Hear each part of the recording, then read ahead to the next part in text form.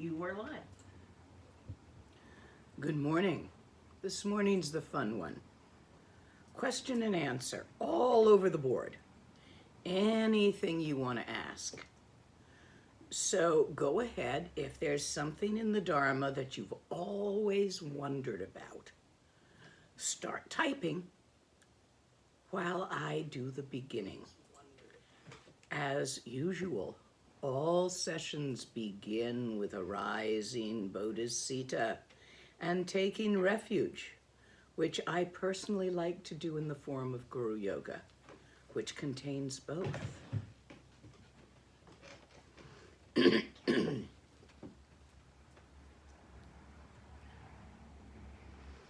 Shuku kundu zongbo gompo dorji sempa garab dorji dang shere singe bardu shin labdi de damabzan tatatu sunchi zog chen jupe lama la solwa deb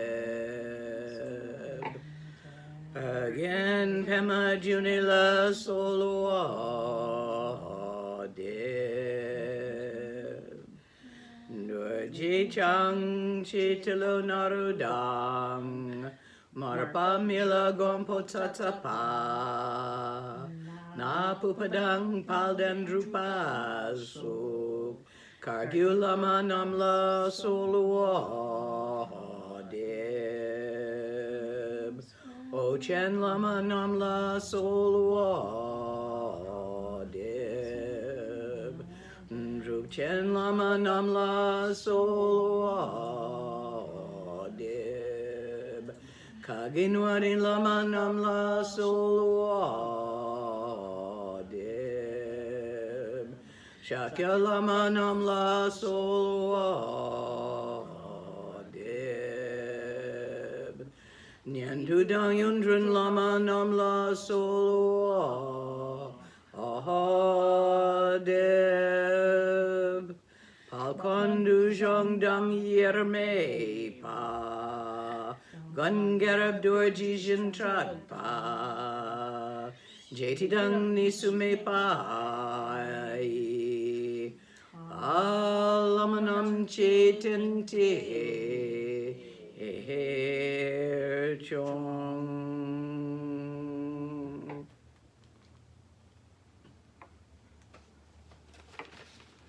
Since this is question and answers all over the place, and since if I don't know, I simply tell you I don't know, go Google it and see what you find.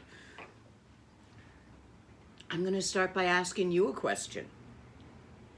Does anybody have a rental property of at least 2 and preferably 3 to 4 bedrooms up in the Portland, Oregon area? My daughter, a wonderful landlord, had to sell the house for financial reasons and sold it to a flipper who she thought was someone who would continue to rent to the family. But after the 6 months of the contract, the flipper flipped the house, and the house is no longer for rent to them, so they're homeless up in Oregon. Oops, shit happens. They can't find a rental because their credit rating is poor. And yet they've always paid their rent on time, and they have a recommendation from their long-term landlord who had to sell the house about being, perfectly reliable tenants. So if any of you have a rental property up that way, I'm going to put an email into chat. Please email my daughter Veronica and tell her about it. Would you put Veronica's email in, please? Yes. Nice family. Husband is a good, reliable working man. Works at a job. 2 teenagers. 14 and 16. 4 cats. I can take one maybe, but I've already got cats.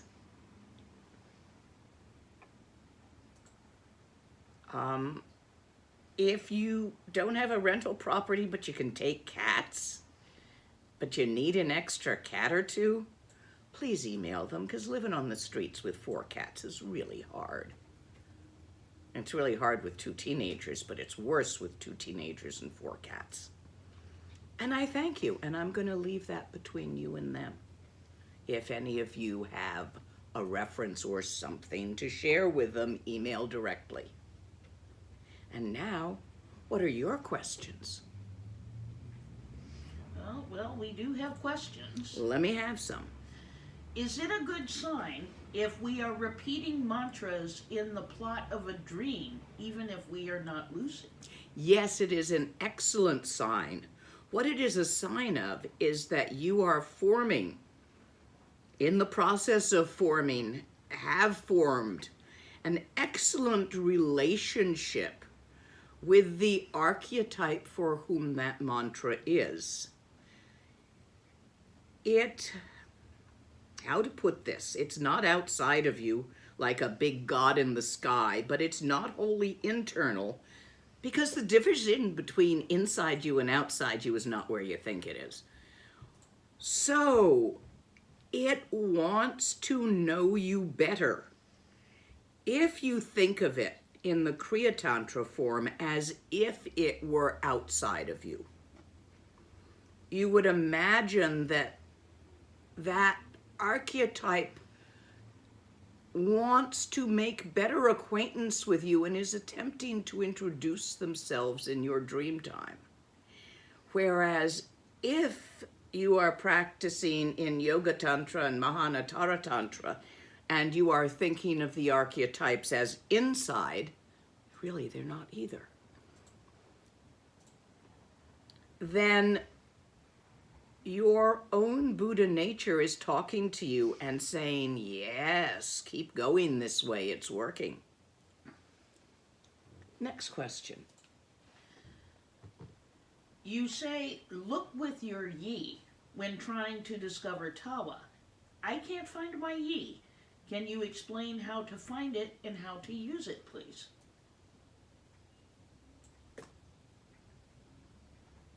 Yeah! Hopefully that startled you. Right about here, you should be having a sensation. Right behind your xiphoid process, solar plexus area, where the apical pulse is felt. That's your yi. The physical component of feelings. Not the story you make up about why you're feeling that and what Joe did and what Sally said and why you feel good or bad about what you think Joe meant by what he said and what you think Sally meant in response. That's the story. Under the story is a feeling. Mostly if your feelings are very subtle, like, oh, I feel like I want another glug of coffee. That's such a mild feeling that you don't really notice your yi. But when you have a sudden fright, a sudden anger, a great wash of jealousy, strong desire to have something come to pass, like an ambition, those are often strong enough that you can feel them here. In Western science, there is a whole bunch of neural tissue surrounding your gut. This is often referred to in Western scientific euphemisms as the brain in your gut. It's quite complex. It's almost like a second brain. This is how the yi is seen in Western terms. This neural tissue is extremely sensitive to neurotransmitters, that move through your blood. Adrenaline, serotonin, cortisol, stress hormones. This is why when you're super stressed you can't eat,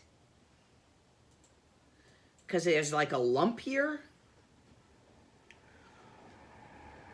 Why long-term stress will often affect the digestion and cause digestive symptoms and even ulcers. So that's your yi. What I mean when I say look with your yi is look with your feelings, not your intellect. Usually we look for something by thinking about, now where did I put my car keys? They're not in the pocket they're supposed to be in. Where the heck did I put them? And then I think, well, what are the usual places I often put them down? They land in the hamper because the pants go in the hamper. If I remember, I hang them over. Ah, there they are. I did that with thinking. But there's another way of doing it, which is to feel for it. It's almost like going to the intuitive feeling level from the intellectual thought level. When I say to you, feel around for it, I mean that literally. As if you were feeling for, what do I really want to eat for breakfast or lunch? Do I want to get takeout? Do I want to cook something? Do I want to eat leftovers? Which leftovers? You make that determination emotionally usually. What do I feel like having? What do I feel? You're looking for what you want to do this afternoon. You can either intellectually go through your to-do list, or you can emotionally go, what do I actually feel like doing this afternoon? Do you see the difference? Feel around for tawa rather than think around for tawa. The analogy I usually use is a screwdriver and a stuck bolt. If any of you have been, say, trying to fix a bicycle or something in your car, and what you have to hand is a multi-tool with a screwdriver, not a wrench. But the bolt is stuck, and even after you soaked it with WD-40 for a while, it's still stuck. You are not going to get that bolt loose with a screwdriver, even if you try banging at it in the right direction. You're just going to bark your knuckles. Speaking from personal experience. Surely somebody out there besides me has tried to get a bolt loose with a screwdriver, because that's what you had, and you weren't home. Does not work. But a wrench? Even a little Mickey Mouse wrench turned in the right direction with maybe a tube over the handle to give you leverage, bolt gets unstuck. You won't get your normal pattern of being in the world, seeing it as outside, real and solid, and yourself as separate from it, inside, real and solid, loose, with the screwdriver of your intellect. You have to use the wrench of your feelings, which will mature into the wrench with the extension tube on it to give you more leverage of your perception if it doesn't come loose with just feelings. That's an analogy, but consider it. Feel around for you. Where is the experiencer of your experiences? Thinking around for you say, well, it's right here, it's my body. So look further. Hint, it's not your body. See if you can find where you think your thoughts. Because that's the key. Follow your thoughts home to find the thinker of the thoughts, the ground in which the thoughts play rather than what the thoughts think. And you can't find that with a thought, which would be thinking about it. Because your reality, as you experience it, is made of thought. You think what's real. You make it up. You tell yourself a story. Politics, traffic, your household, it's all what may be going on is going on, but what you think is going on is the story you're telling yourself. Your feelings are about what you think is going on. If you think your partner's cheating and you have a monogamous relationship, you're going to be upset. Whether he really is or she really is or not. Your upsetness is because you think they are. It has nothing to do with the reality of whether they are or not.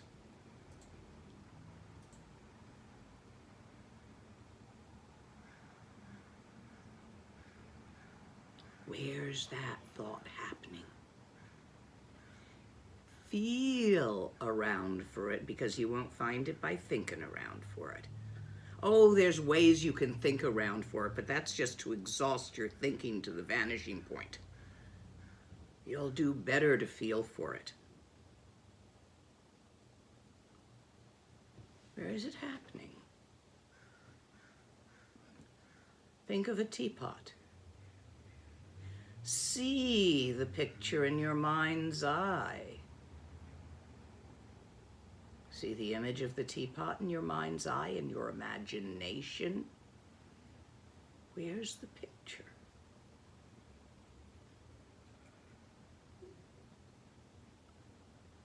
Imagine an oak tree.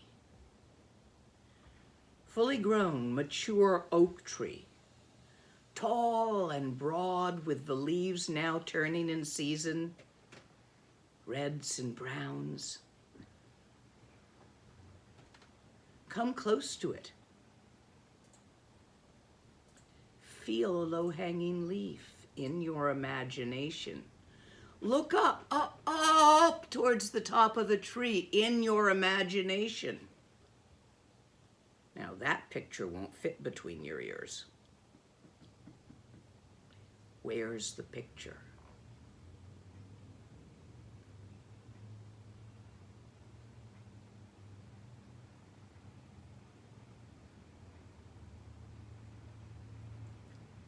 In the not finding of a place. In another direction altogether, neither in front nor behind, to the left or the right, above or below, neither inside nor outside. Open, vast beyond limit. Empty of specific qualities like red or yellow or square or round. Even the very idea of a central or an edge are simply thoughts that arise within this and dissolve within this, made of nothing but this not substance. Going nowhere but here. Not even having duration singularly, but connecting to each other into a story, which we call nam talk. Story thoughts, connected. Instead of listening to what the thoughts say, relax your attention into where the thoughts be happening. And notice there ain't no there to that there where. And yet, it's not a big dead old nothing. It's alive with thinking. It's lucid. We call that innate lucidity of infinite vastness, openness, clear light nature of mind. The light by which the seer sees. That which makes awareness aware. If you unfocus your eyeballs, this will be easy because your attention follows the line of your gaze, and this isn't in a normal placeness. So stop looking at thingies in places.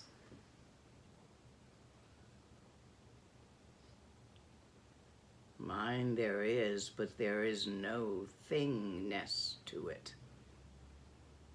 Infinite, vast, and open, but alive and lucid, with the abilities to think, feel, and even perceive sensations,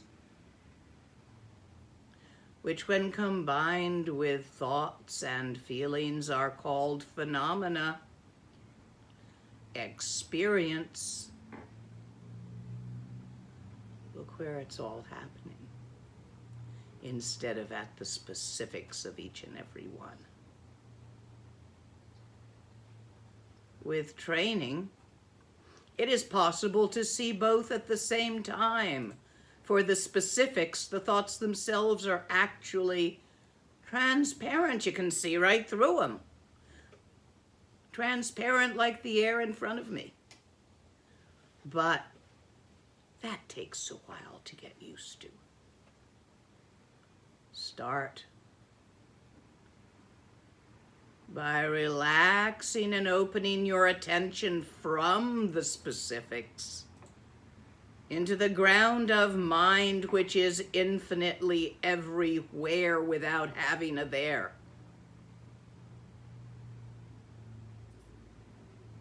It's who you really are. Who you think you are is always changing. You can't keep it. You're aging, things change, they get better, they get worse. Blah, blah.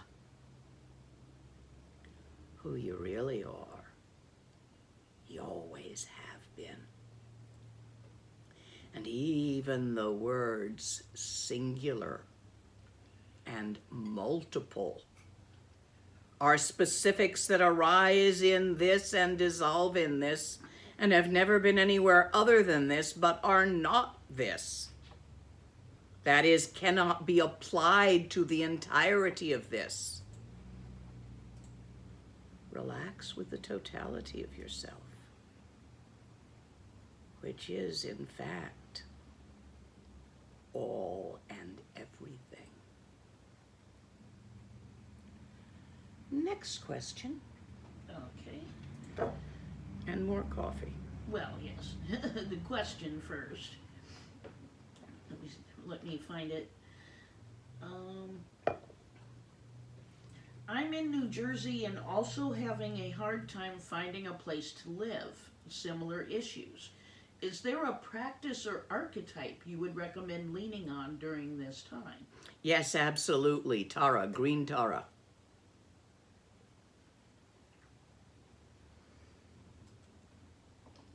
If you can become unfreaked out enough in your situation to actually practice. I did last week a YouTube on here publicly lung for Green Tara and Medicine Buddha. Go find it. It's on YouTube. Listen to it this evening. The Tara part. Do that practice. If you like, since you are having trouble finding housing and you are in and wish to remain in New Jersey, you can place your email in chat if you don't mind getting a bunch of random emails. And if anybody out there has a solution for a person in New Jersey looking for housing, looking to rent something, I presume, give them an email. I don't know, New Jersey person, if your situation is the same as having too many cats. But you can detail it with people if you wish to put it in chat and see if anybody responds. That's what Sangha's for. And some of the people out there think of themselves as being part of this Sangha. And some people were wandering through while Googling about on YouTube this morning, and it looked interesting for a few minutes. That's cool. Whatever. The open teachings are welcome to everyone. You see, Dzogchen, the nature of mind, what we just talked about a moment ago with the last question, it is not up to me to keep that secret from you. As one of my teachers says, it's a man's own true nature. What business has a Lama keeping a man's own true nature secret from him? It is, however, self-secret. If you have not created enough gewa to the great pot of the universe by the practice of the 6 paramitas, basically, that's the instruction manual for creating gewa. If you haven't done so, if you haven't done so, you are unlikely to be able to follow the teachings that I've given. It will remain secret to you until you've created enough gewa to support it. If you're just stuck on a practical level with something in your life, and it appears to be an external problem, housing, finances, Tara, green Tara. If it appears to be an internal problem, sickness, mental sickness, or physical sickness, they mix together anyway. If you're physically sick for a long time, it makes you a little loopy. So you can't say after a while, if someone's been sick for a while, how much of it is which. They affect each other. Medicine Buddha.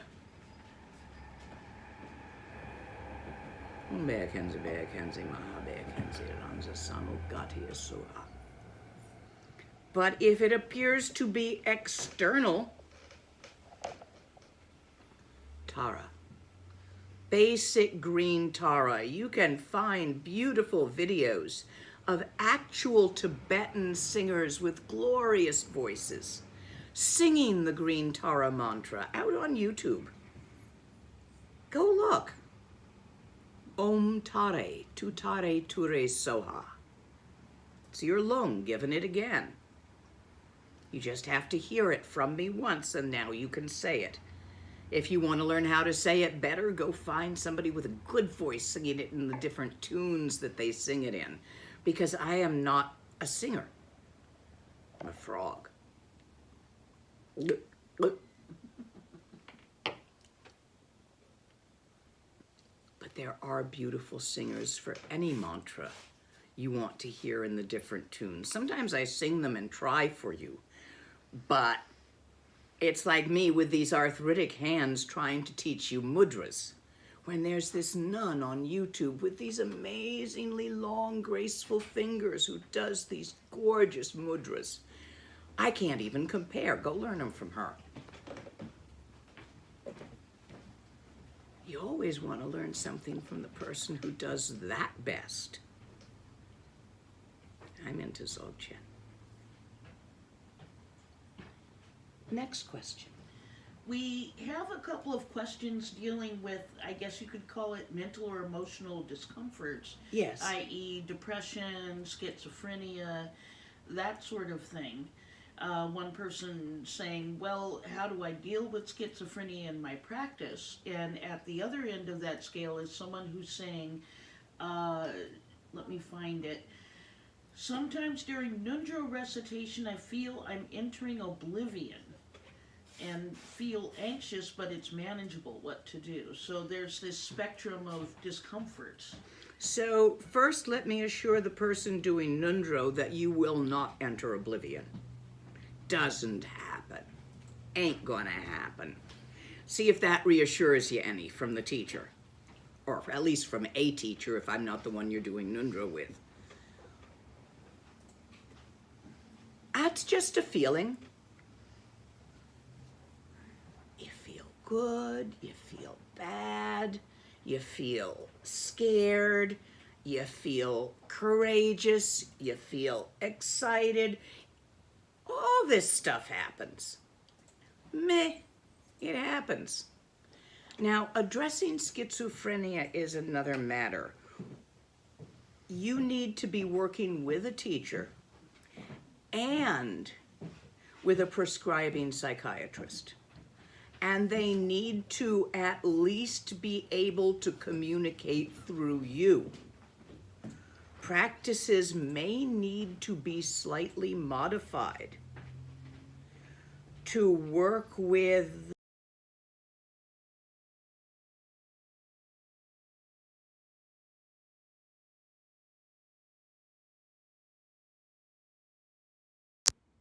don't do anything. Do not touch anything. Apologies. Sorry. No, when it comes to It's okay. It's okay. It's okay. Apologies, it was the phone I'm using to record this video rang with a junk call that wants to talk about probably my car's warranty. My car's old enough to drink, drive, and vote.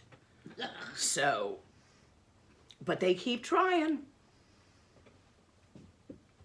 The other one is the one that tells me there's a warrant out for my arrest. And I need to call this number quickly to get it fixed and only pay $200 to the lawyer. I'd know if I got caught at anything. Anyway, aside from that, we're talking about working with schizophrenia and practice. You need a teacher to adapt the practices to you. And you need the teacher to be able, and you need to take meds because it is a chemical imbalance in the brain chemicals that is best corrected medically, which will allow you to practice. But you need to practice in a gentle way, keeping track of your biorhythms. And you can't do certain practices that upset the biorhythms, which are common among Tibetans, because your biorhythms, if they become distorted, will distort the brain chemicals further and require a change in prescription. So that's why if you have a serious problem of schizophrenia, yes, you can practice wonderfully. It gives you some advantages in practice. But you also need a prescribing psychiatrist and a lama who can at least partially work together so that one doesn't set off the other.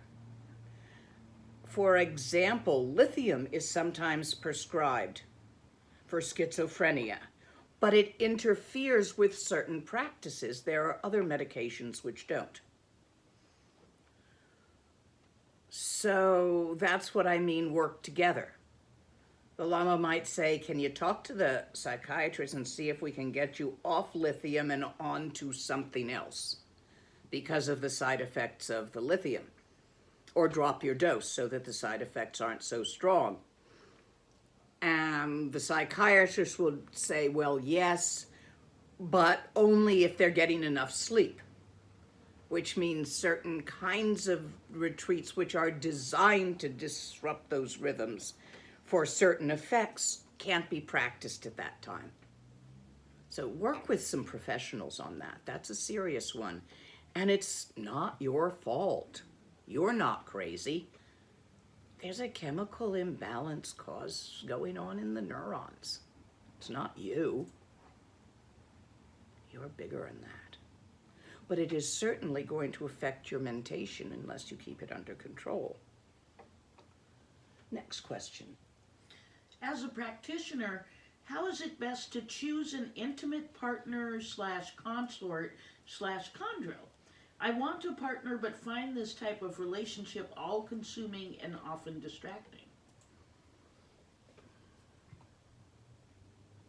There isn't a best way.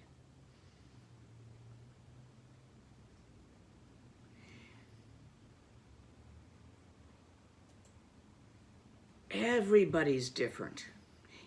First of all, whatever you think a relationship is supposed to be, put it down.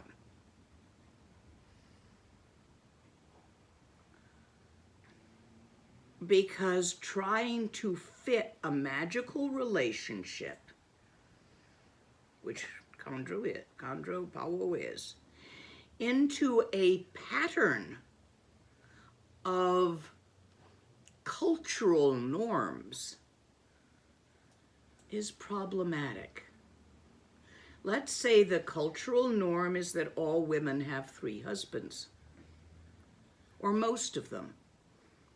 And a Lama wishes to find a consort, and he has 2 brothers. So of course it is assumed that the consort will marry all 3 of them. And he finds the perfect consort. And she gets on fine with one brother, but she can't stand the other one. If you insist on fitting this relationship into your cultural paradigm, you're gonna have a mess. I actually watched this whole one go down among some friends. Another Lama friends, Tibetan. The specific one I'm describing. Conversely, as a Westerner, you think you're supposed to have a singular monogamous relationship with your chondro. Why? Is that what suits the 2 of you at this time and this period in time and space, or would you be more comfortable with something else? I haven't been monogamous since I was 14. Tried it, didn't like it. Never tried it again. Yes, I have a chondro. She's right here. I love her dearly.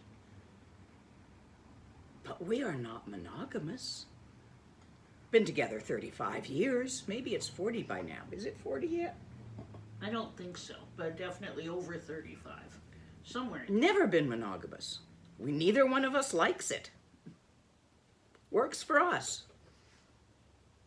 What I am saying is you really need, in finding a chondro or a pawo, depending on your preference for males or females, it's really up to you. Or actually, some people don't have a preference, and then it's up to whatever you find.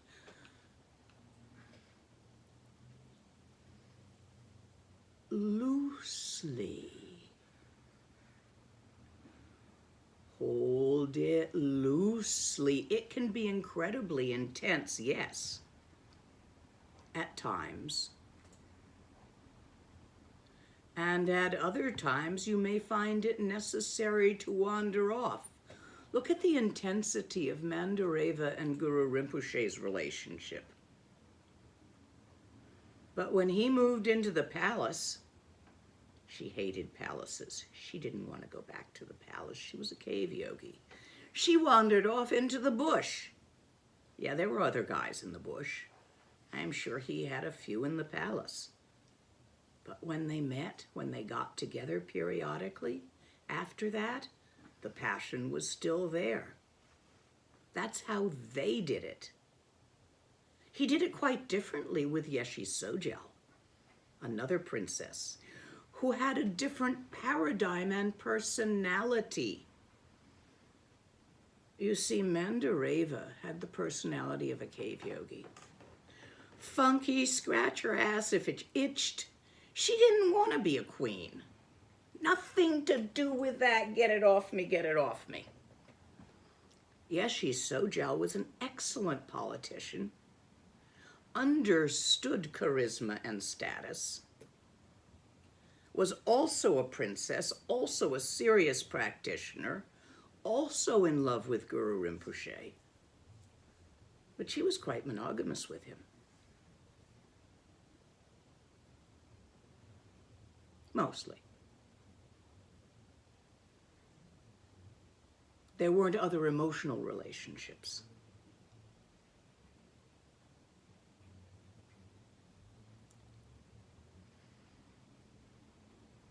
He did it differently with those two well-recorded chondros. There were other chondros that are just not as well recorded.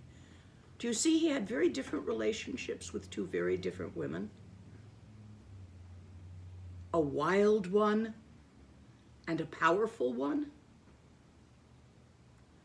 Yeshe Sojal was into political power. She knew how to do that. She was fine being queenish. Mandareva wouldn't touch that stuff with a 10-foot pole. She was into being wild. Both wonderful, powerful, juicy chondros.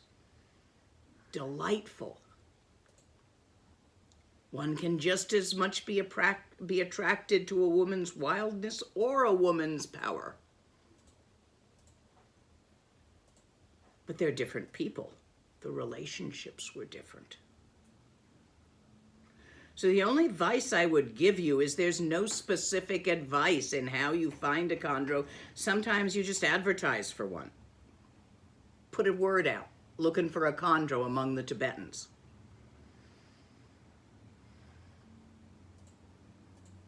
Sometimes you just randomly date different women until one seems possible, and you spend enough time celibate on your own to complete Tumo. Because you've got no business having a chondro or a consort in a tantric manner until you're capable of the practices. Until then, you have a wife. And yes, we call the wives of practitioners politely, or the husbands of practitioners politely, chondro or pawo. Well, that depends in case you want a real one. I think I answered that at length. Give me another one. Okay. One of our Spanish listeners asks if you could talk about the difference between not doing and passivity or laziness in practice.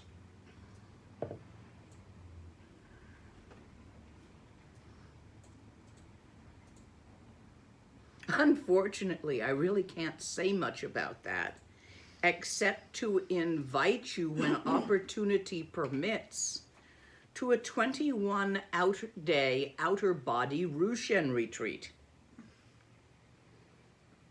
which tricks you into experiencing. It's a Rushen, it's a kind of a Dzogchen Nundro that gets you over the hump between doing and not doing, causes you to accidentally, because it can only be done by accident the first time, experience not doing and then know what it felt like. You still can't do it, but once you've done it a few times by accident, you'll at least know what it is, so that you can notice if it occurs and not confuse it with doing nothing, which is absolutely not what not doing means. Doing nothing is a doing. You do it. You decide to do it, and then you up and do it. I'm just going to sit here. I'm doing just sitting here. My doing. I done it. It is almost impossible to verbally explain not doing. At least in English. You might get it in Sanskrit, but I don't speak good enough Sanskrit to find it in Sanskrit.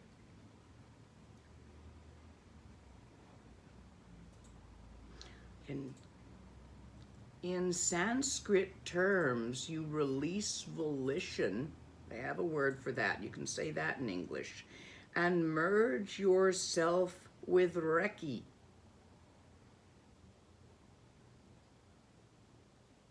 Or relax into Reki as it is without using volition.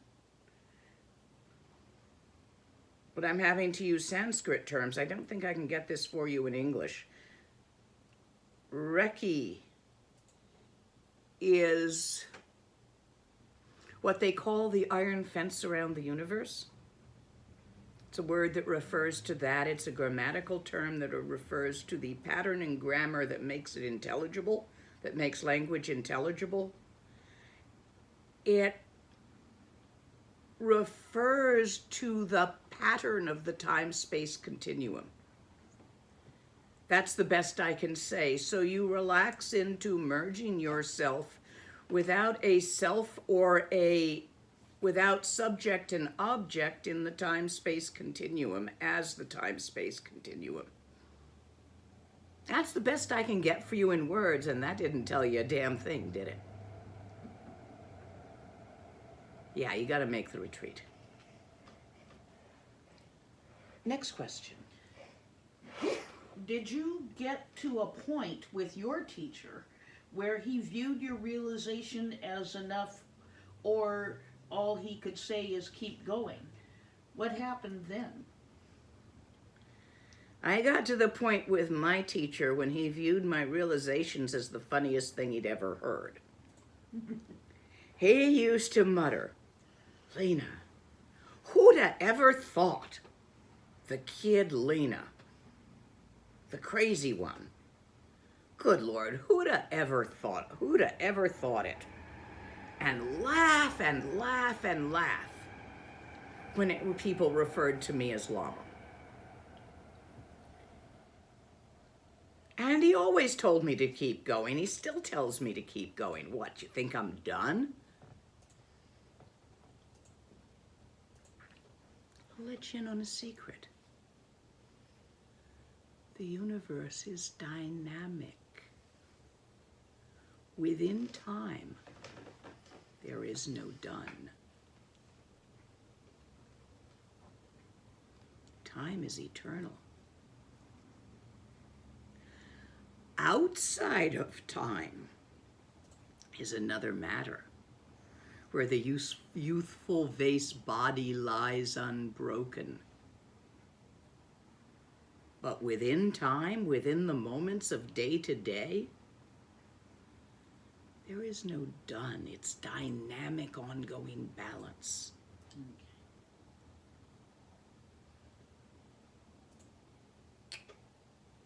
Keep going. If you think you're done, and you believe that thought, you're having a beginner's oops. You're believing a friggin' thought. Really, you should know better by now. Of course, if you think you're not done and you believe that one too, same oops. Leave it alone. Stop trying to figure out, Ma, are we there yet? There is no there there. There is no where to that there there. Relax. Play in your practice. Next question. I want to find out if ordination is right for me, but COVID has halted my search for a community. Do you have any advice for the time being? Try on the vows. Go to FPMT. I believe somewhere in that site, they have the vows that you can take every morning before dawn, which there are 8 vows. It strongly resembles ordination. You don't eat afternoon. You don't wear jewelry. You don't wear the actual robes cut of the little pieces, but you wear a red skirt and a yellow shirt, and you don't wear the vest with wings. But other than that, you wear robes, you keep the vows, you remain celibate.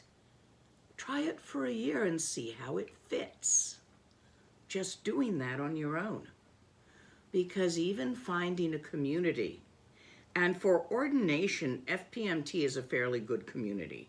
Very respectful and a good container for those who choose that path. Since it is not my path, although I did it for a year to find that out,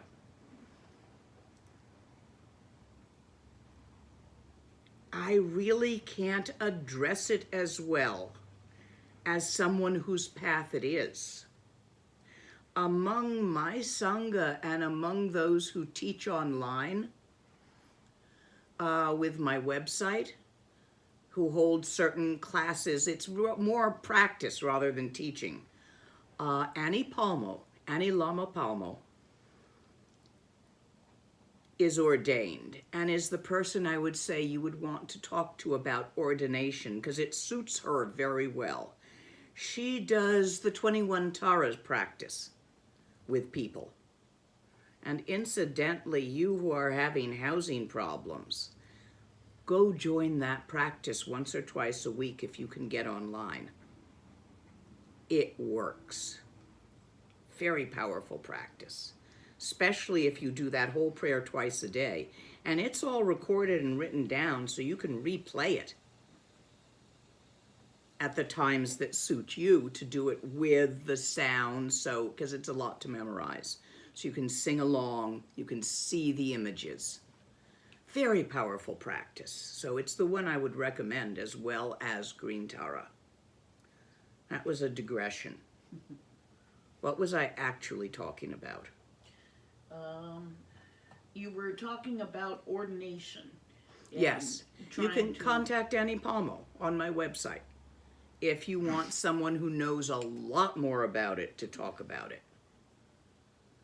And these are the two things I can give you for that because I really don't know that much about it.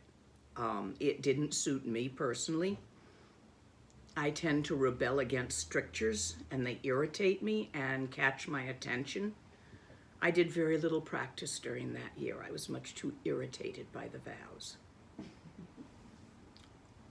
So I saw that that didn't work for me. I got more practice done without them. Okay, well, the idea is to practice. Next question. This one's kind of complicated. It's a two-part. In the area where I live, there is a monastery that works with the power of Shugden. I have had big problems with it when I was in a holy place elsewhere. I met this demon again. I have two questions. What can I do in order to protect myself or not be susceptible to this? Stop friggin' calling it by name. Use a euphemism. Continue. And the other is that they've been asked to lead a meditation group. At that monastery? Yes. If you are a practitioner of Dzogchen, I would strongly advise against doing that, lest you do yourself and others a mischief. Because a practitioner of Dzogchen does all their practices, even the baseline meditation, in Dzogchen context. And that could cause some issues with a set of energies which are not harmonious with such practices.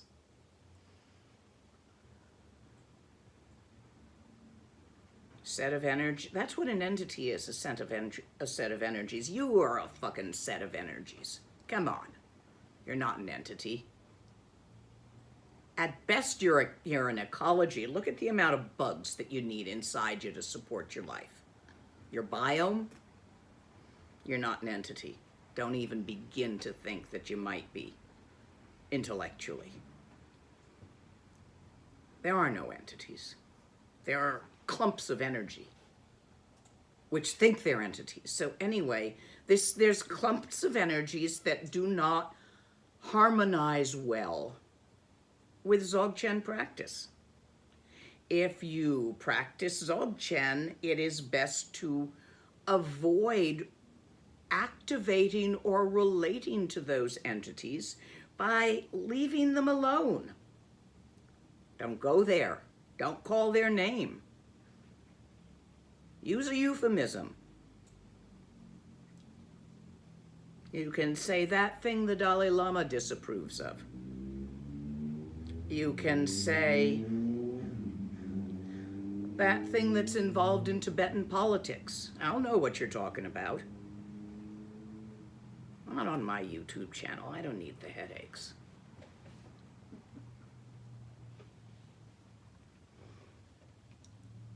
As far as protecting yourself, other than staying away from it,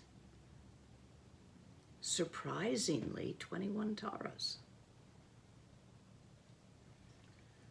Coalesced as green tara. So you do the 21 taras practice. You get to know all the taras, including their two protectors, Ekazati and Matsya.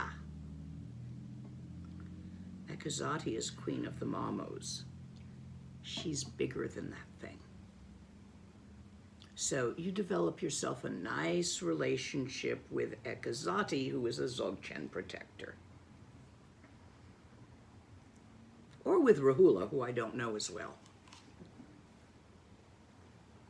Although I'm quite fond of him. Anybody with an eyeball in the head of his penis has got to be cool.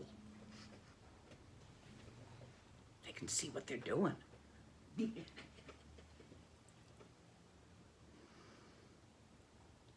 This is Tibetan humor. I apologize if you are offended as Westerners, but I spent an awful lot of time in chung shops with Tibetan lamas, telling Tibetan jokes. Next question. Okay. I watched a Q&A the other day where you talked about land spirits. How and what do you practice to start perceiving them? Dzogchen. One word answer. Dharma. It'll come. Meanwhile, even if you can't perceive them, you probably did when you were a little baby.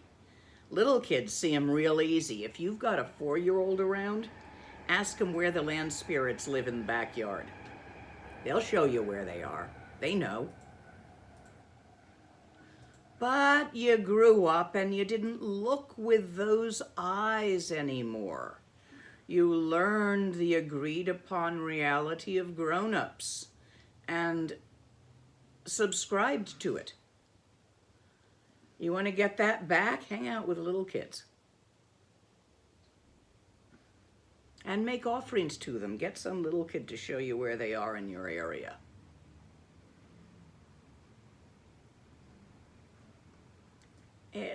They're just like other wild critters. Just like you feed the birds and the squirrels, you feed the land spirits. It's Gewa.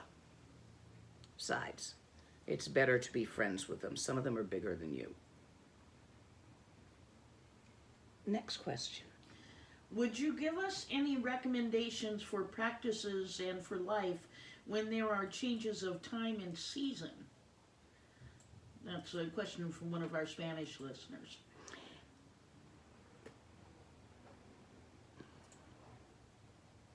Change your diet. Learn something about Chinese nutrition. In the beginning and as the weather gets hot, there are certain plants that you eat, often as soup. Nopales, bitter gourd. Usually these plants just come into season about when it's getting hot, so it works. When it starts to get cold, you increase the solidity of your food as more beans, more meat, more stews. You change your spices, using warming spices in the winter, such as black pepper, and cooling spices in the summer, such as hot chili. Oh, it's a whole medical subspecialty, dietary changes, but that would be best. Keep your practice going. In summer, your early sessions will get earlier. Your late sessions will get later. And your nap time in the afternoon will get longer. In winter, depending on where you are, latitude, longitude, if you're down in, say, Patagonia, which is really far south, your days of winter are very short. You're not going to be napping because you've got a long sleep or maybe even 2 sleeps in the dark. So you change the schedule of your practice according to the sun. Follow the sun rather than the clock on setting up your practice.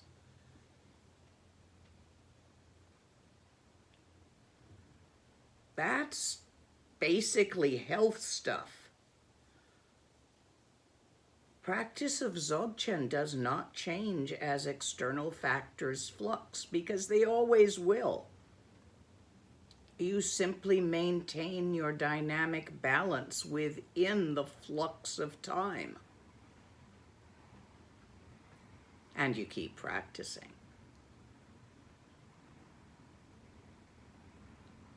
Next question. When I practice some sadhana that involves a letter in the heart and the garland of the mantra moving around, I feel a pressure from the inside. Is this normal?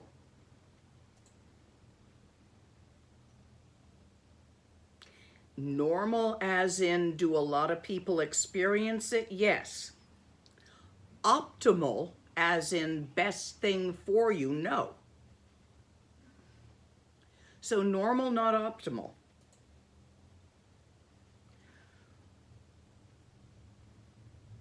You want to increase your transparency so that pressure doesn't build up and the energy generated by that mantra going around in the heart chakra extends outward and permeates the entire universe, rather than creating a pressure because of some blockage holding it there.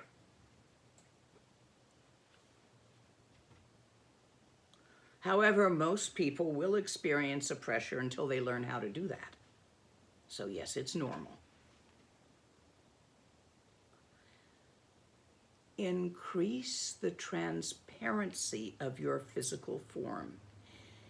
In your imagination, in your mind's eye, how you see it, perceive it, feel it while practicing.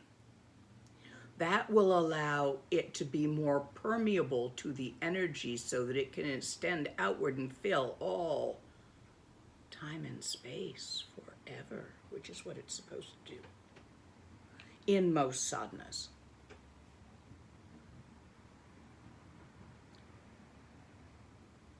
Next question. One moment here. Are we running out or are they keeping us going? Oh, they're keeping us going.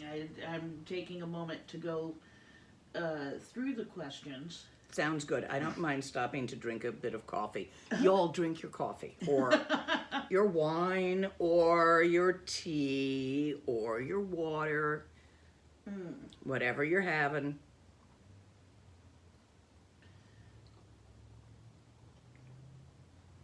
There was it. Here we go. In meditation, the visual field starts to become tinted by dark pulsating patterns of light covering my vision, like when I rub my eyes. What do I do? Are your eyes open or closed when you have this experience? You go ahead and answer that in your texting, and I'll go ahead and answer as if your eyes were open, which is how they're supposed to be.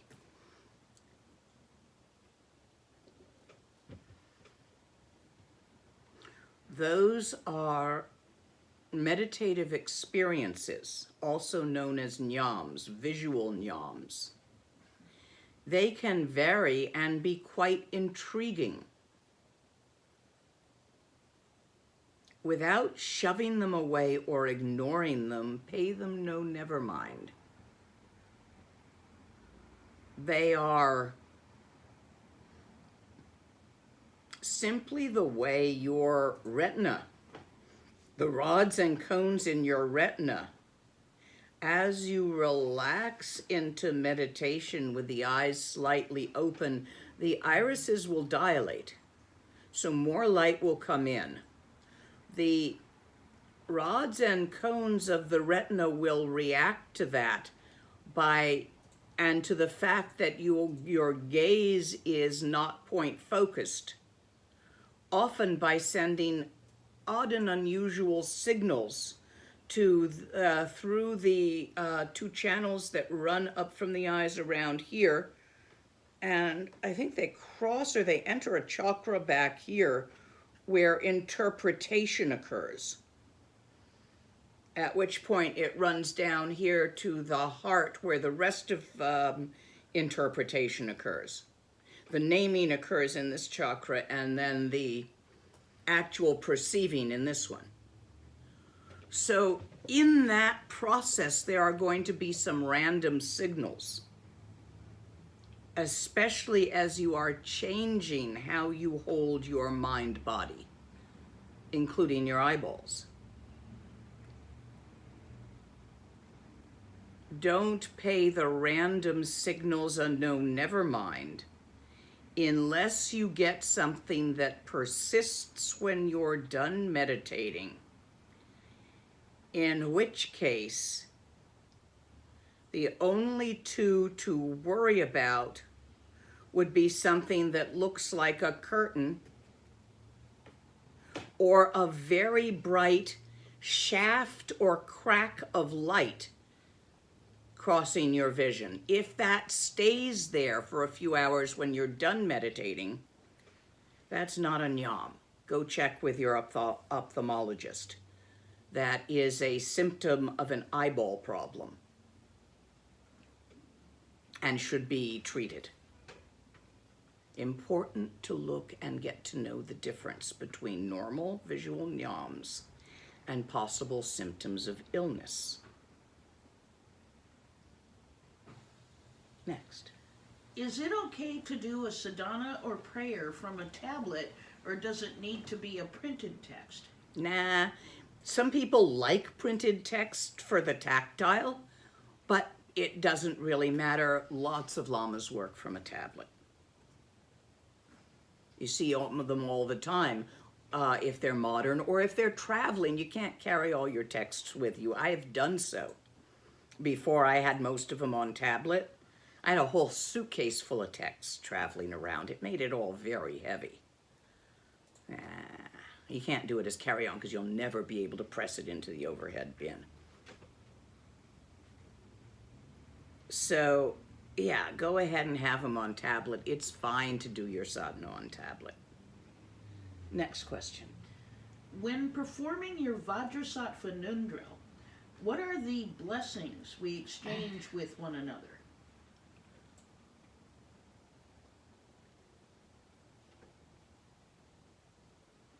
I am not sure what part of the Vajrasattva sadhana you are referring to. Would you please amplify that and let me get back to you? You could be talking about the original setup where you surround yourself with all sentient beings in the form of mother, father, enemy, friend, stranger, and include them. You could be talking about the end part where you do the short mantra and you are in the form of Vajrasattva, but that's only in the more Mahanatara sadhana, which requires a Wong, and which is not the one I taught you, because I wasn't giving the Wong, although you can go get the Wong somewhere.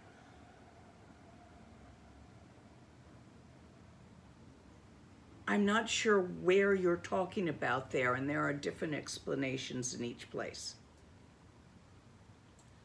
Next question while they give me an answer Yeah. as to what they mean. One of our Spanish viewers asks, any recommendations on the use of sacred plants on the way to enlightenment?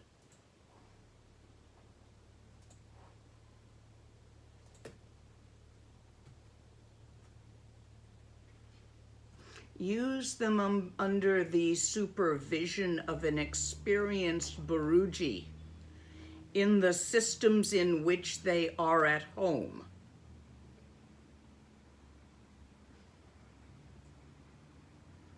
So if you want to take ayahuasca, don't take it from some hippie.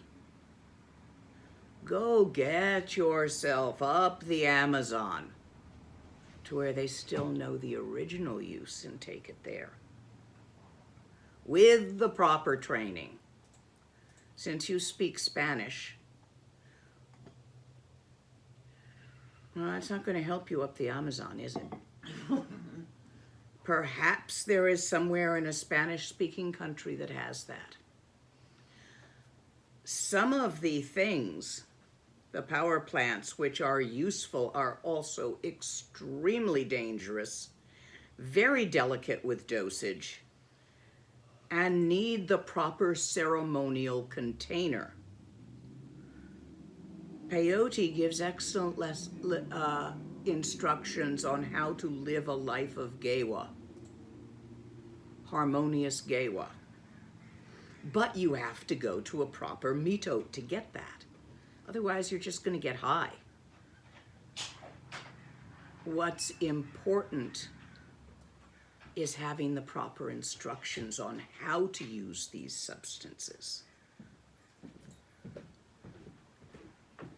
Otherwise, it's like the difference between riding a Ferris wheel, which does get you up and give you a view, to actually learning to fly. Meditation is the learning to fly. Taking a recreational drug is like a Ferris wheel. Yeah, you get a bit of a view as you go up, and then you come down. So, useful for some people at some times. But are best done for best effect in the traditional manner of that particular power plant. Which means if you're talking about LSD, you should be taking it with hippies because it's their tradition. People from the farm, Leary's gang. Surely there's some descendants of that about with the training.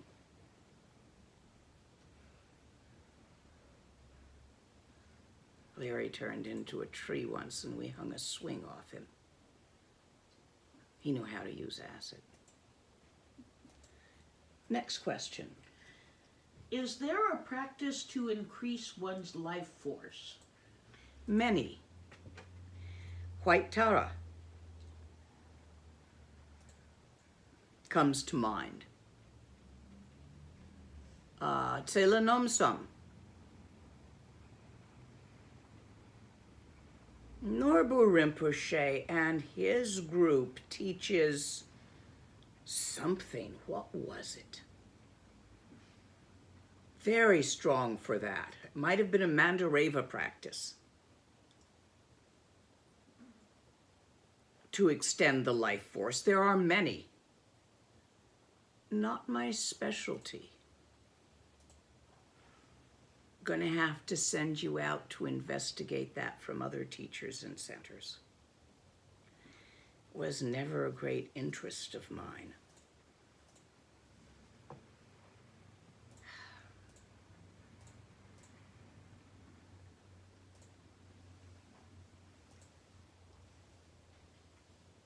But yes, there are practices that do that very nicely. Have at 'em, if that's what you want. Next question.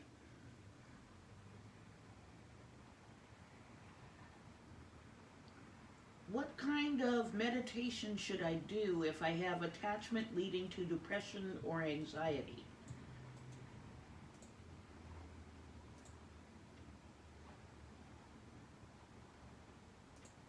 Chenrezig. Tantra.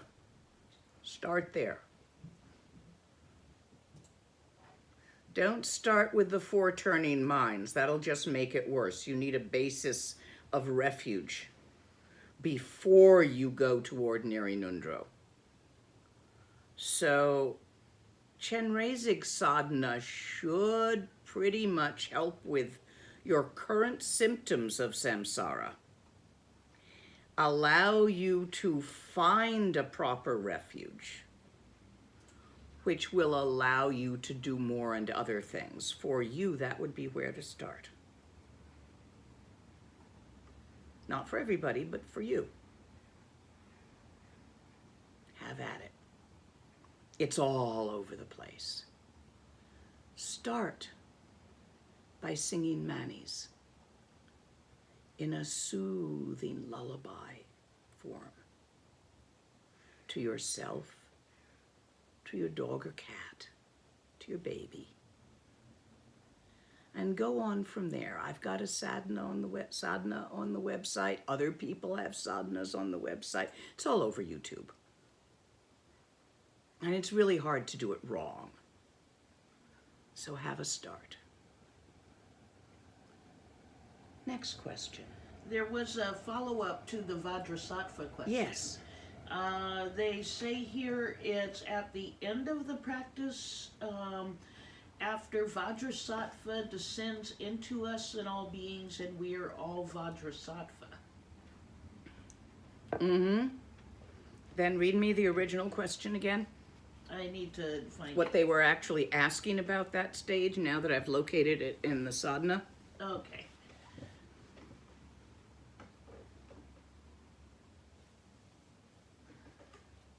What are the blessings we exchange with one another?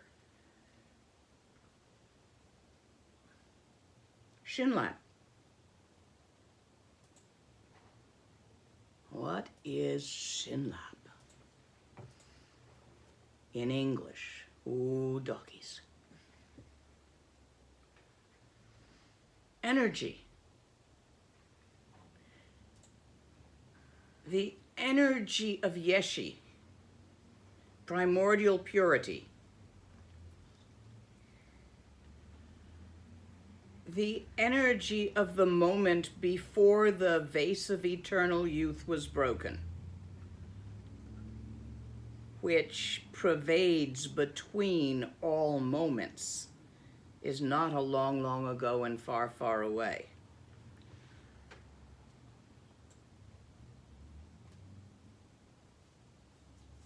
There is a vitality in that, also known as bliss, tachi.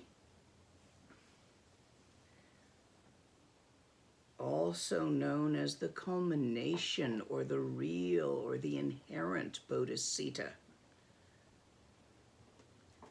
And that energy is that blessing. It is shared. Since there is nothing but movement,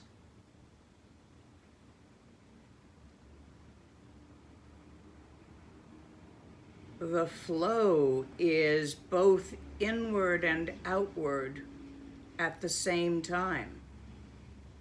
For all beings in the universe, that energy is exchanged, is shared. And that is the energy of adamantine, unbroken, primal awareness, which always was and will be, which is unborn, undying. Rupakaya. Tawa.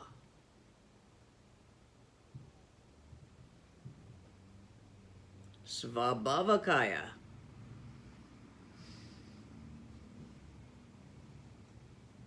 Sambhogakaya. the very awareness of the universe. The awareness which pervades emptiness and permits, gives birth to, fertilizes the arising and dissolving of phenomena in each instant. And in between the instants, try looking in between your thoughts to see that. It's tawa, but it's not static. It's not a big dead old nothing. Vital, lucid, alive. The blessing, at this point, the Shinlap, is that vital, lucid alivity that is shared among all life in the universe. Known as Rigpa, also. The seer, as each and every entity is to itself the seer, and yet there is no real separation between seer, seeing, and seen. It's shared as Shinlap, blessing. Next question. Can you comment a bit about the practice of one taste? And what are the signs of accomplishment if you do that practice? Well, I just did. That's what I was talking about, one taste. There is no differentiation in the taste between the seer, the seeing, and the seen. Mm-hmm. Usually there's here a doer of the deeds, and there's the deed, verb, to run, to go, to see, to be. And there's the object of the deed, to run to the store, to see the cell phone camera, to be someone. And we separate our ignorance. Ignorance not as in lack of knowledge, ignorance as in false assumptions. Like the people who assume that Trump won the elections, and they base everything else on that assumption, and it gets kind of weird and a little bit far away from where most people see a reality. Actually, there's an awful lot of realities going on now during COVID. Everyone subscribes to their own. That was always the case, but they've diverged further than usual because social pressure and how it works has changed. Your homies in the pub no longer make a container for you, what with lockdown and all. So the ignorance, the false assumption that I'm here, and all that is out there, all that like you guys. You're out there and I'm in here. And we are separate. Oops. That's a false assumption. Just like one of those interesting conspiracy theories that some of you may even subscribe to. I won't care. You can subscribe to anything for all I care. I have a few I subscribe to. At least I know they're subscriptions. Not real. Yeah, I think Biden won. It's a friggin' thought. Who cares?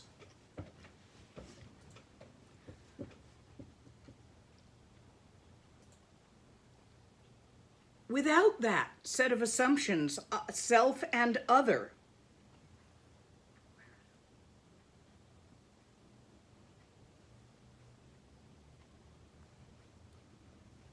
it all has one taste. The doer, the deed, and the done to are not experienced as separate. It's not a matter of just being thought of as separate and felt to be separate and perceived as separate. All of those dissolve. Feels the same. There is no separate feeling or perception.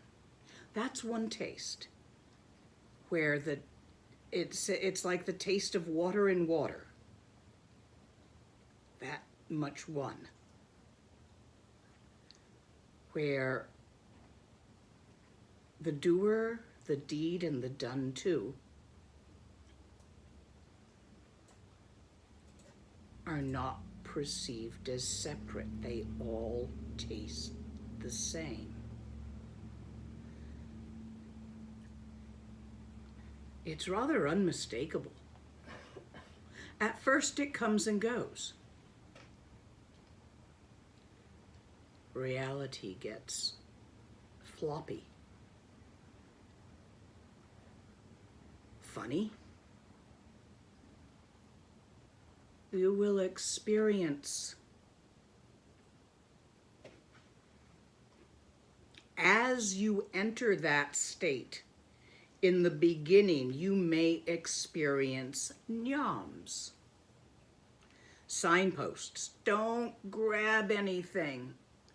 There's one guy up in the caves, accidentally sitting there, not doing anything, fell into one taste, went to pick up his teacup, and his hand went through the old board, which has other stories around it too. It's a very famous old board. I don't know what's become of it now. Dorji died since I was gone, and he had it last. I'll have to check, because I want that old board. It's sacred. The one with the wedge chopped out, because his hand got stuck in the table. His hand sort of passed through the table, and he went, oh my God, I've got it. I've got it. Oops. His hand got stuck in the fucking board, and we had to chop him out. That was scary for him. And ruined a perfectly good old board, or at least cut a dent in it where you couldn't put your coffee anymore. Yeah, fun with the yogis. As the local doctor equivalent, I always got called when something weird happened to see if I could medical it. Couldn't medical that.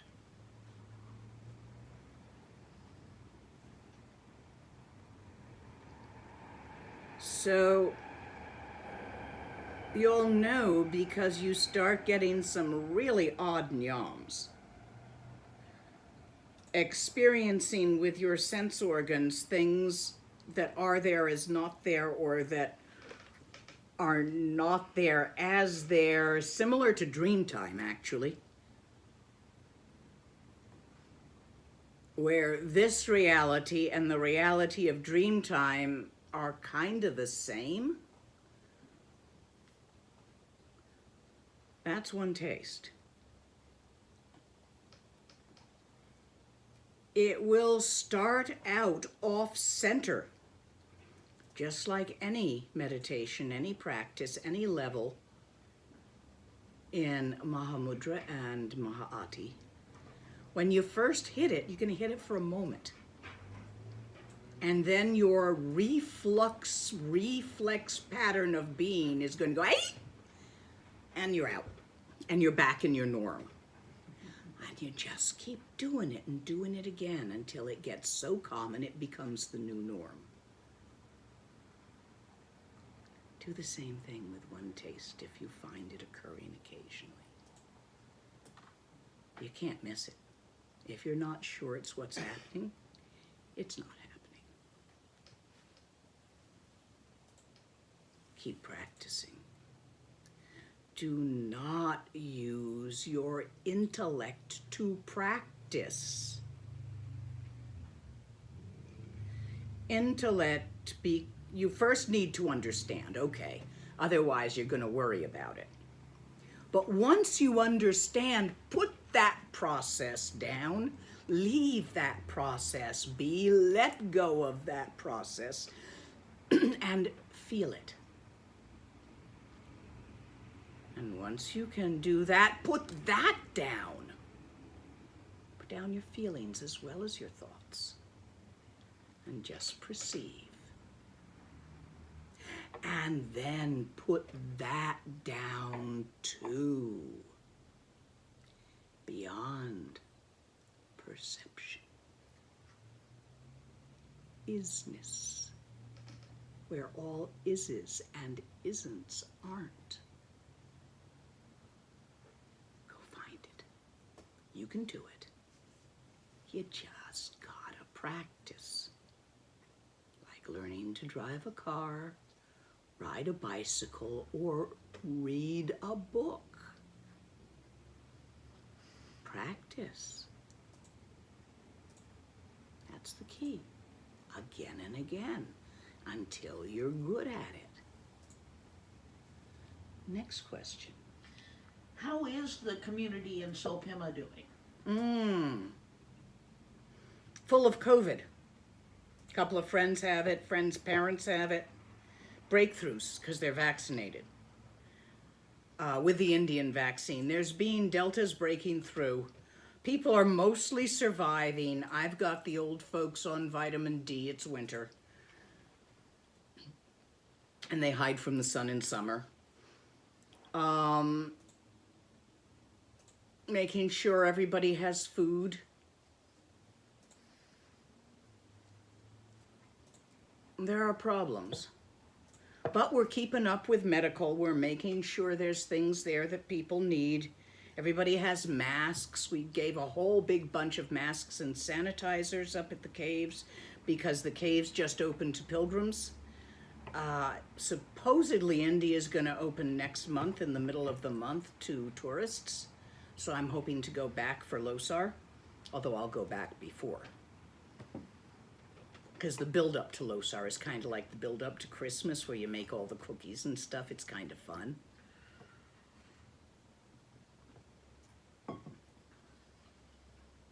So, difficult. If any of you wish to sponsor one of the yogis, contact me, email me. I'll put you on to the people who help me with that, because I can't keep up with everything by myself. Thank God I have friends. Students. Anyway, they help me with that.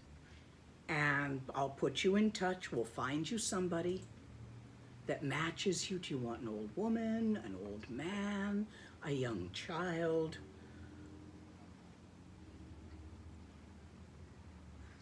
A yogi, a practitioner, somebody in the caves, somebody who's living in a shack somewhere and practicing.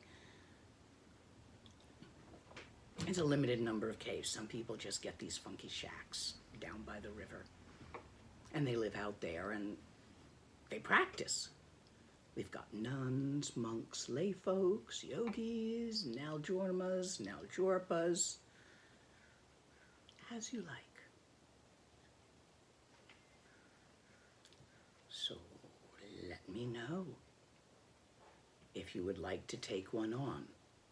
You do not get to send money to them by the PayPal button on my website. That is to me personally for Donna. I don't have the accountants to parse it and figure out each bit where it's supposed to go. So I just accept that money and I share it where I need to. I feed myself, I send it over to the yogis, I have ceremonies done for people as best I can. But there is a separate one there that says medical fund. That is not Donna for me. That money is just for sending over for the yogis.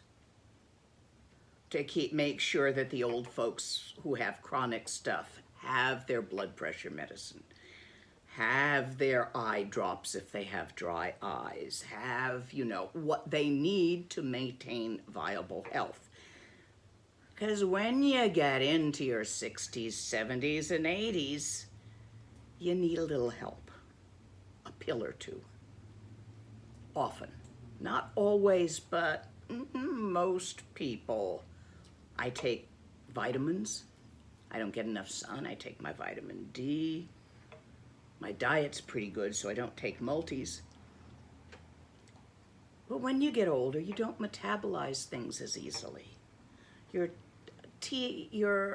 thyroid hormone stimulating factor tends to get too high, which that's the TSH, which leads to you being low thyroid.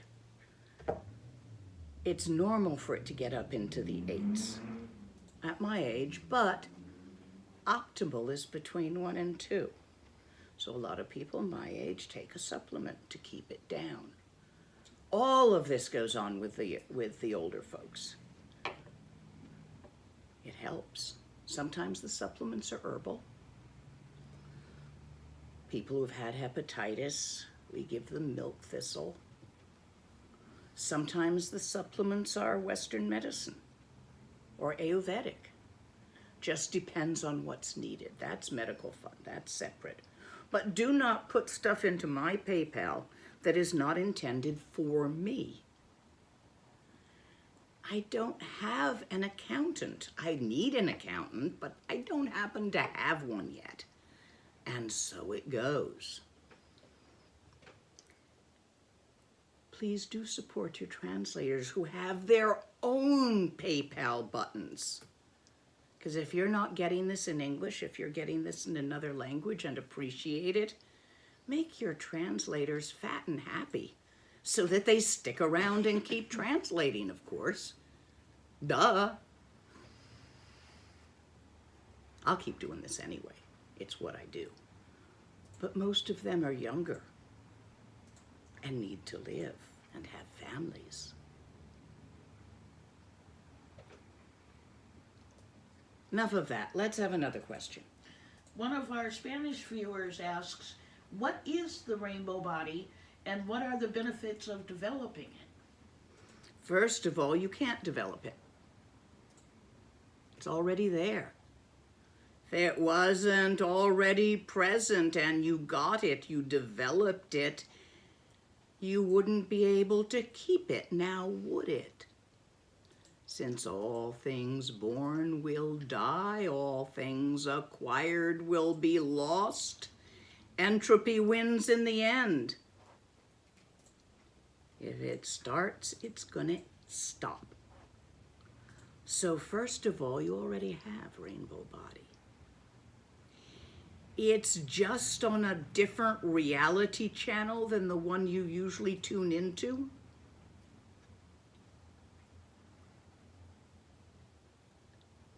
It's your channel body. There are paintings of them all over the place, what they look like. Nyando. Mm-hmm. There is a picture of Guru Rinpoche in Tiglis on the wall. Do you know the one I mean? The rainbow guru. Yes.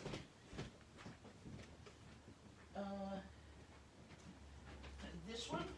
I can't see it from there, but there's only one. Okay.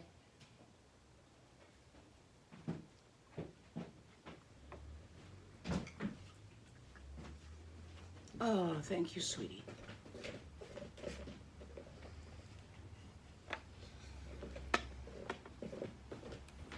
Guru Rinpoche rainbow body.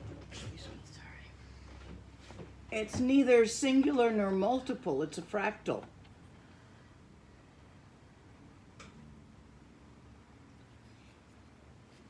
That's what everything looks like.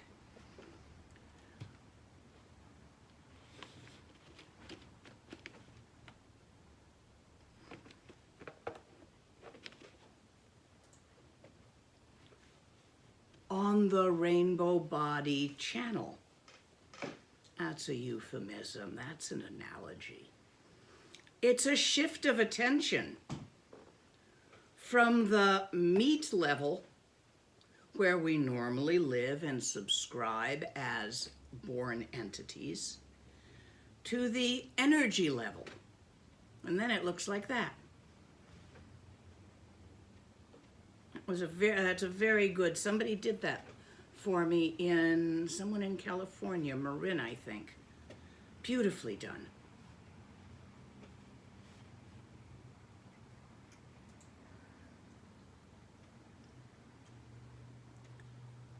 So your energy channel body with all its chakras, which are nodes, and its expanded channels, filaments like fiber optics, analogy,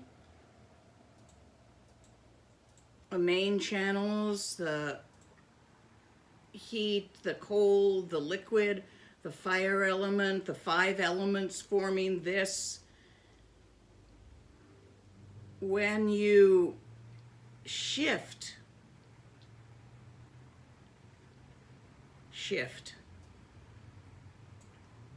recognize, pay attention to the innate and natural state of one taste in non-meditation,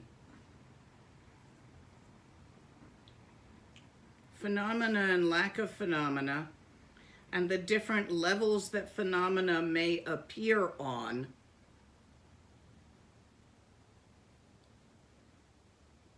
and tawa,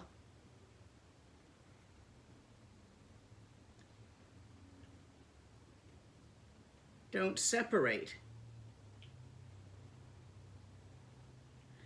And when you are in form body and someone else manifests that temporarily in time, the manifestation will move. The existence will not. But whether you see it from within time, it will move. So they may manifest it in front of you.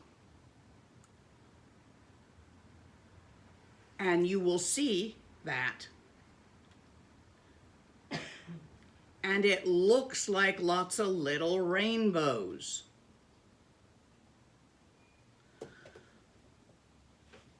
Even Westerners go rainbow sometimes. There was a guy from California, down by Silicon Valley, before it was ever Silicon Valley, before computers were invented, who made his way out to Tibet, out to Kham, illegal, no visa, but I had a couple of French friends who made it out there to Rinpoche's tents, illegal, no visa, so it was quite doable back in those times.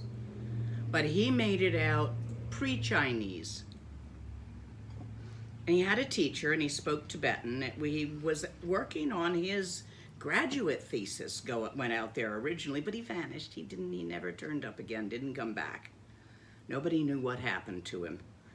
Except Rinpoche, my teacher, was living in a monastery near there when this guy, the Inji, he was just called the Westerner, the Inji, who was living in his Lama's attic, and they would bring food up, and he was in retreat. And one day the servant went up to take down the dirty dishes and bring him fresh and probably empty the pee jug.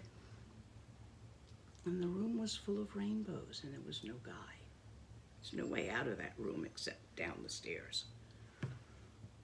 And so all the villagers came and looked.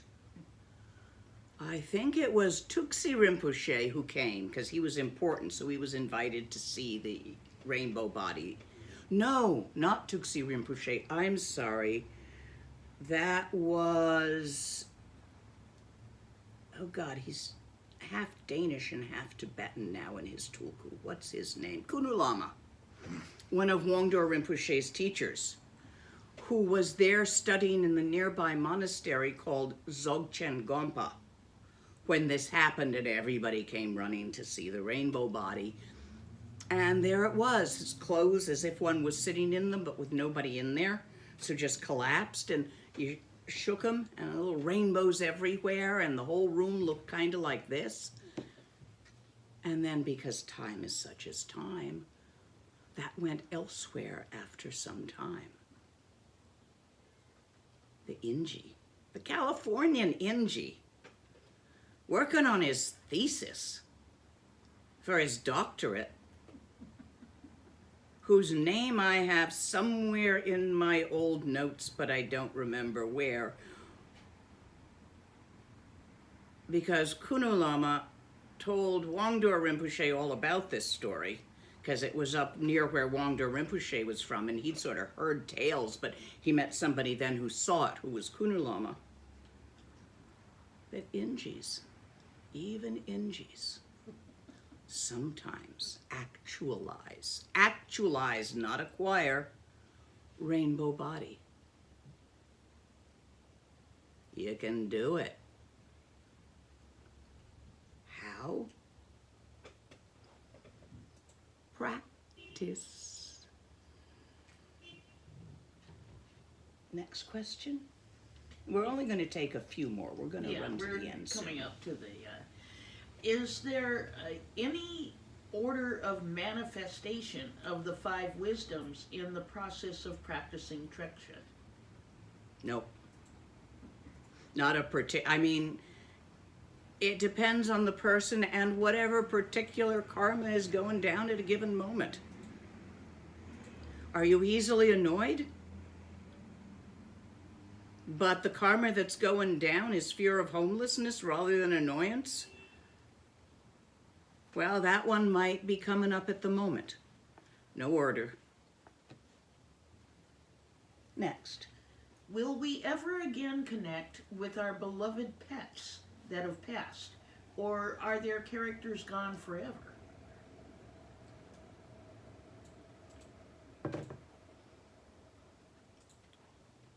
We will connect, but they will have changed. Early in this life, I met a young leopard when I was sadhu, before I even met the Tibetans. Sadhu up the Ganges, sleeping wild out in the forest. Woke up one morning at first light seeing a little leopard, young leopard, not particularly old, but fully grown, sitting there contemplating me. We looked at each other as it got lighter and lighter. My eyes were open, its eyes were open. We were just looking at each other. I thought it was very beautiful. Eventually it wandered off, not a pet, but I did run into that leopard again in its future life. We became much closer in the next occurrence. That was my daughter, the one who's currently looking for a place to rent. She's just practicing being human, which is why the credit rating got away from her. It's new to her. There are skills that you learn over time, and apparently balancing credit ratings is one of them that takes a little while.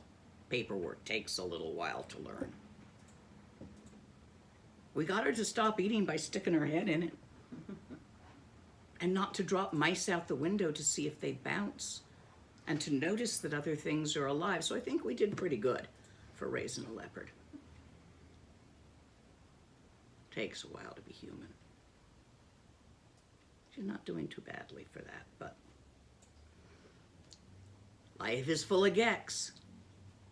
She probably had a lot of prey as a leopard. Next question. In yoga, it is believed the length of life depends on the length of breathing. Are there breathing exercises or long life practices in Buddhism? There are long life practices. I do not know if they contain breathing exercises, although they probably do. I think that thinking that the length of life depends on the breathing may be an oversimplification of something. I believe the breathing will be involved in that, but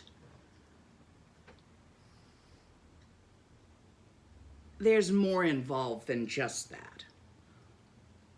The long life practices are usually archetype oriented, such as Medicine Buddha, White Tara, and Tsela Nomsum, long life, 3 patterns, Amitayas. I'm not a specialist. Somebody out there is. If you would like to practice this, go find it. Yeah, let's have another one. Okay, I had it just in front of me here. Yes, one of our Spanish viewers asked, Can you talk about auspicious days from the Dzogchen approach?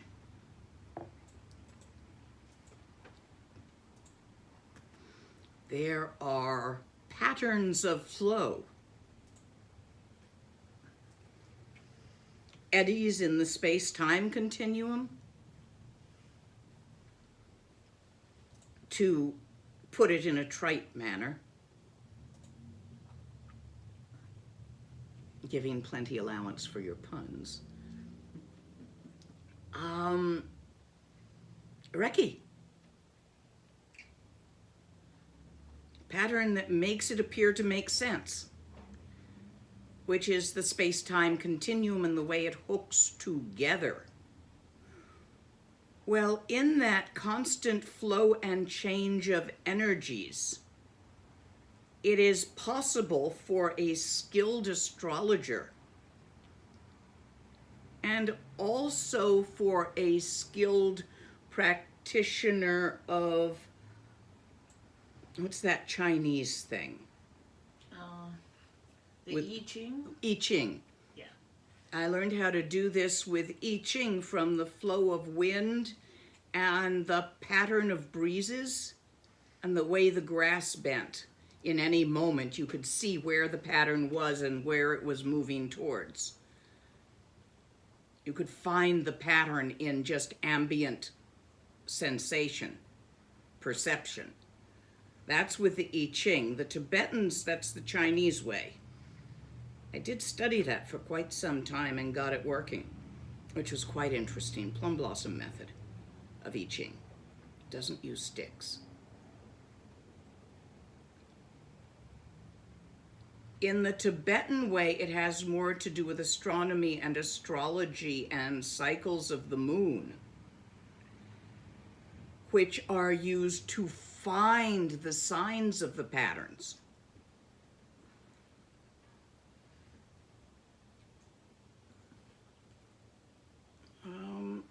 Native American is closer to the Chinese, where we actually look at the patterns in the trees and listen to the earth and the elements to see where the patterns are moving to. At least Cheyenne is.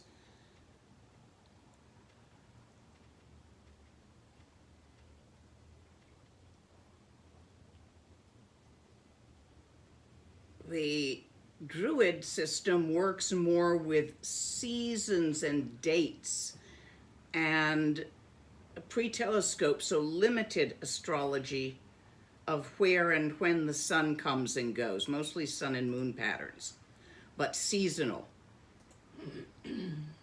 All of this is cacked at the moment. It no longer fits. Even the Tibetan astrology is going to have a really hard time with the way Gaia's immune system is stirred up right now. I'm referring to the Momos. Due to climate, well, climate change is the symptom. The sickness is the mess that we be making. But these patterns can be perceived by a variety of ancient methods. And when one is not able to naturally not do, but is trapped in the doings, one needs these references to harmonize one's doings with the patterns so that they get done well, flow easily. Once you reach the level, or once you have relaxed far enough that you can not do, it automatically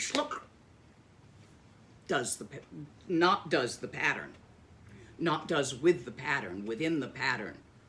Because that's actually after one taste, where the separation of the elements of the pattern is no longer occurring. So it is harmonious, it always has been harmonious, and you're part of it, so you can't non-harmonize with it. But while you're still trapped in doing and thinking and achieving, using one of these ancient intellectual methods of perceiving the pattern so that you can harmonize your doings with it is useful. It makes the doings go better.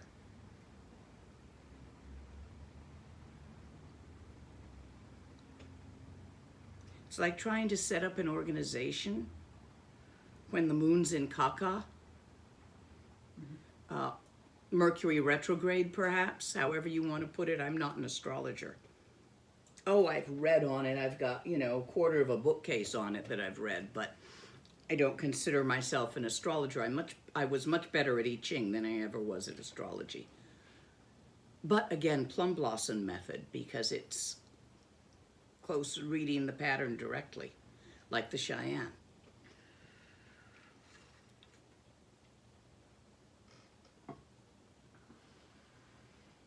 In Dzogchen, you relax more and more towards the level of not doing in one taste.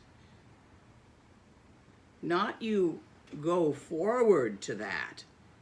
That's natural. You relax your withholds from that more and more through practice until that is your normal.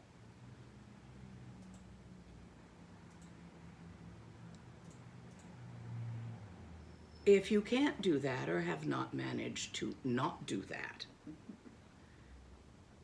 then check the astrological auspicious days or use another method to assist you in those functions which you feel you must accomplish.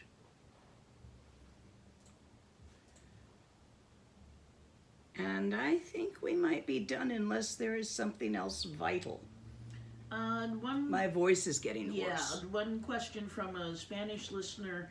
Can you comment on the Tantra of the Supreme Source, Kunji Gyalpo, in relation to the non-validity of using any method or path? That will take longer. Would you please ask me that at the beginning? That's a long one. I don't have the energy left, and I'm too hoarse to get all that out. We had a lot of questions today. So please, I'm going to do this again in about a month. Please ask me that in the beginning. And Nyando, if you can keep that question for me, I'll try to remember to start it in the beginning where I'm nice and fresh and can show you all that. But for now, I think, while I've still got some kind of voice left and a house full of guests at the moment, so I would like to be able to enjoy my friends.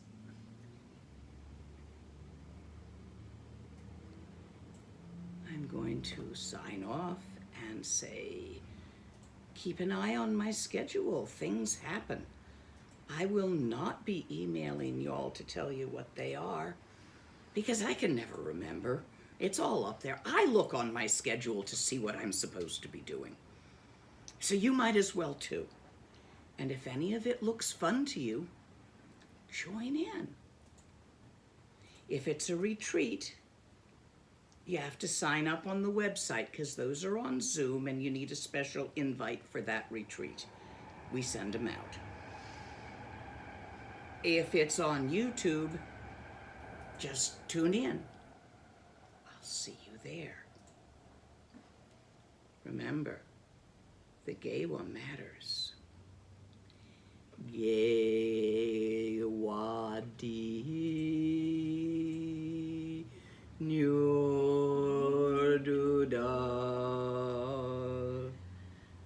chi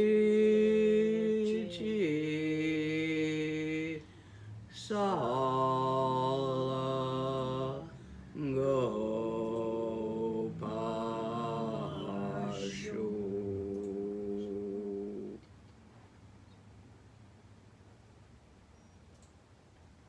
As all Buddhas have done before me, as all Buddhas do with me, as all Buddhas will do after me throughout the fullness of infinite time,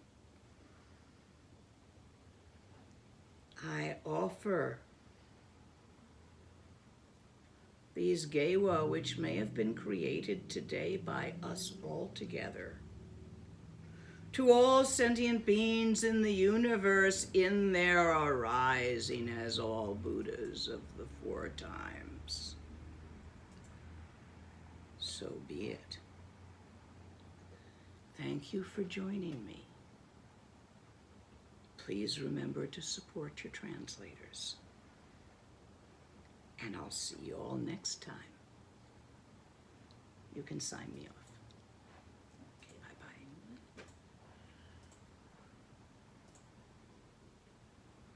bye-bye. Okay, you are signing.